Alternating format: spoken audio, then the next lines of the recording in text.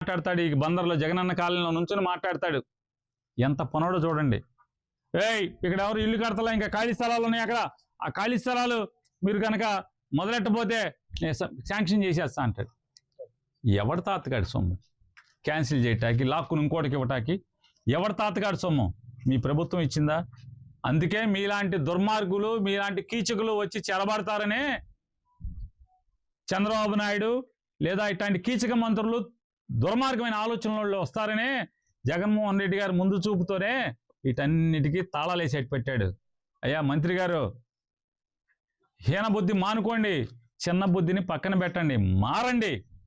అందుకే ఎవరైతే బందర్ ఎమ్మెల్యే ఈ రాష్ట్రానికి మంత్రిగా ఉన్న ఒక అతను పేదవాళ్ళని జగనన్న కాలనీలో ఇళ్ల స్థలాలు తీసుకోవాలని బెదిరిస్తున్నాడో ఆ పేదవాళ్ళందరికీ చెప్తున్నా, మీరు లెక్క చేయబాకండి అతని మాటల్ని. దీంతో సమానంగా మీరు లెక్క కట్టండి. దీనికన్నా విలువ ఉందేమో ఎక్స్పోర్ట్ అది వెళ్తుంది, అతని మాటకు విలువ లేదు. దీనికన్నా మనం గుండు చేయిస్తే ఆ గుండు చేయించుకున్న దానికన్నా విలువ ఉంది. ఎవడో ఒకటి పాట పాడి విగ్గులు చేయటానికి ఫారెన్, లండన్, బొండను అక్కడికి ఇక్కడికి పంపిస్తారు. కానీ ఇతని మాటకు విలువ లేదు. ఎక్కడ దోచుకుందామా, ఎవరి దగ్గర కమిషన్ తెచ్చుకుందామా, ఎక్కడి నుంచి ఆస్తులు కొనుక్కుందామా,